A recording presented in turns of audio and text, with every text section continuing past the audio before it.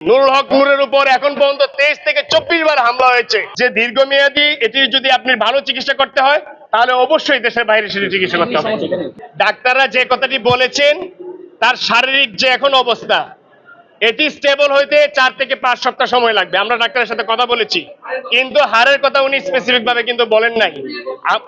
আমরা যেটি জানি যে এই হাড়ের যে সমস্যাটি তৈরি হয়েছে এটি সবচাইতে ভালো চিকিৎসা হচ্ছে দেশের বাইরে, কারণ এটি দীর্ঘমেয়াদী ভুগতে হয়। আমি আপনাকে একটা এক্সাম্পল দেই, আমার নিজেরও কিন্তু নাকের এই হাড়টা ভাঙা, আমি কিন্তু একবার অপারেশন করিয়েছি, কিন্তু এটি পুরোপুরি রিকভারি হয় নাই। এক পাশে বন্ধ থাকে, এক পাশে আবার খোলা হচ্ছে। সুতরাং আমাদের যে চিকিৎসা ব্যবস্থা আছে এটার প্রতি আমি সম্মান রেখেই বলছি যে দীর্ঘমেয়াদী এটি যদি আপনি ভালো চিকিৎসা করতে হয় তাহলে অবশ্যই দেশের বাইরে সেটি চিকিৎসা করতে হবে। নুরুল হক নূরের উপর এখন পর্যন্ত 23 থেকে 24 বার হামলা হয়েছে।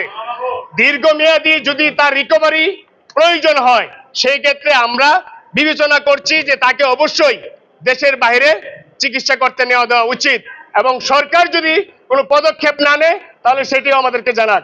সর্বশেষ যে কথাটি বলবো, জনাব নুরুল হক নূর, বেগম খালেদা জিয়া, রাষ্ট্রপতি মির্জা ফখরুল ইসলাম আলমগীর, জামাতের আমির চরমোনাই পীর সাহেব, এনসিপির নাহিদুল ইসলাম, উপদেষ্টা আসিফ মাহমুদ সজীব ভুইয়া সহ যে সকল নেতৃবৃন্দরা তার খোঁজখবর নিয়েছেন, হসপিটালে এসেছেন, তাদের সবাইকে ধন্যবাদ জানিয়েছেন।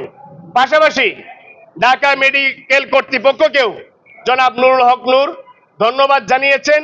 এখানে যতটুকু চিকিৎসা প্রয়োজন ঢাকা মেডিকেল কর্তৃপক্ষ সর্বাত্মকভাবে আমাদেরকে সহযোগিতা করছেন।